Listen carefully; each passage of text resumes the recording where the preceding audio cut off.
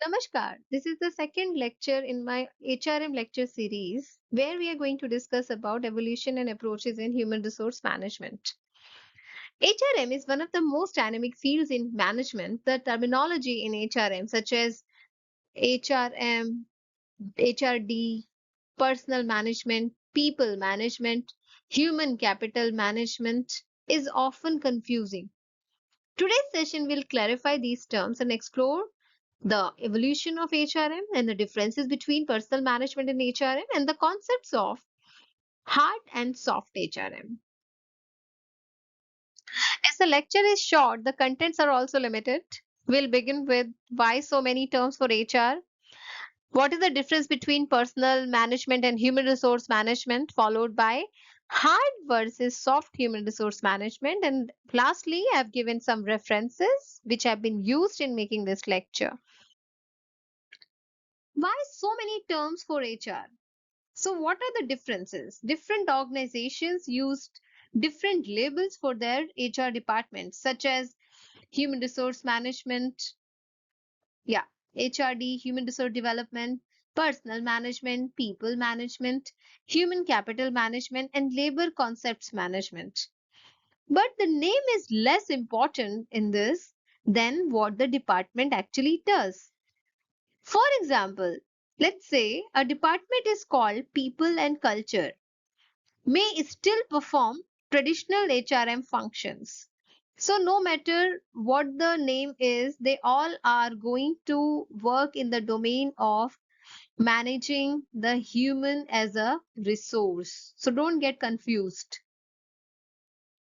Then, what is the difference between personal management and human resource management? When we are talking about human resource management, the topic is incomplete if we fail to understand the differences between personal management and HRM. So, when we talk about personal management, it is more traditional in nature and operational in nature, like record keeping and all. And it focuses on administrative tasks such as hiring, payroll, employee welfare, where policies are reactive and bureaucratic, not proactive. Not proactive. Remember this. So it's more of a kind of traditional in nature.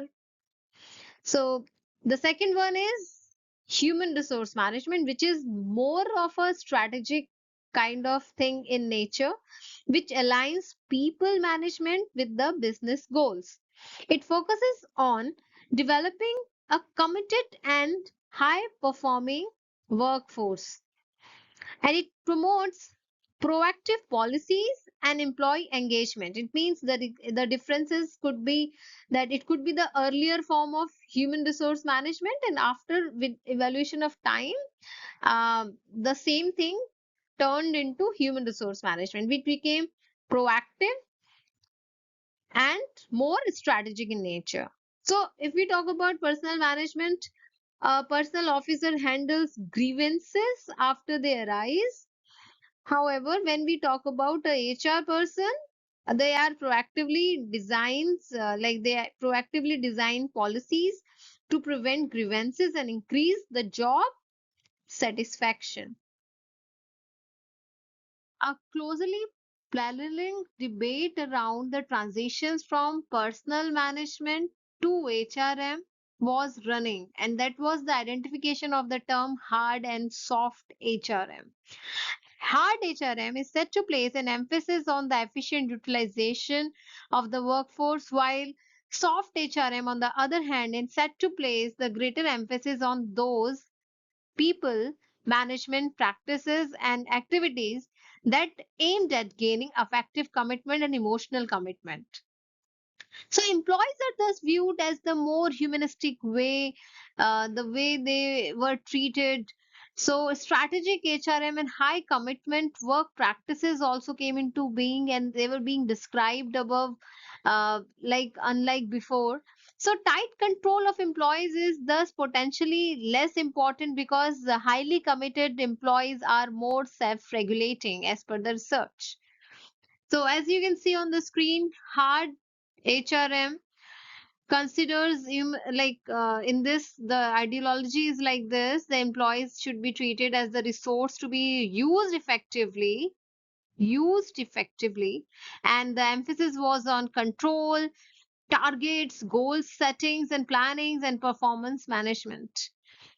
For example, strict performance appraisals with targets. Soft HRM or HCWP means high commitment work practices. So when you talk about soft HRM or HCWP, employees are treated as valuable assets with the emotions and creativity, and the focus was on employee engagement, flexibility, and emotional commitment. The example could be involving employees in decision making and providing them autonomy. So this is all about hard and soft HRM.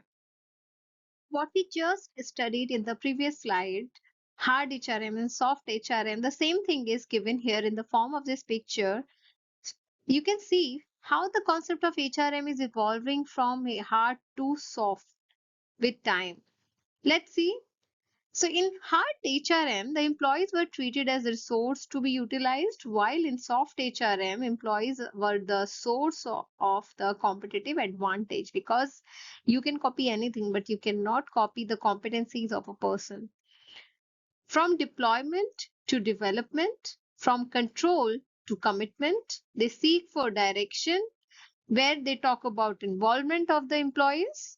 They are not flexible, they are more of a rigid in nature, like these are the targets you are supposed to like meet these targets, where they talk about flexibility and autonomy. When we talk about hard HRM, they are talking about performance management, sorry, measurement, where in soft HRM they talk about the performance enabling thing. So these are the differences between the hard HRM and the soft HRM. These are the references which have been used in the present lecture. Thank you so much. I hope you enjoyed the session. Thank you so much. Happy learning.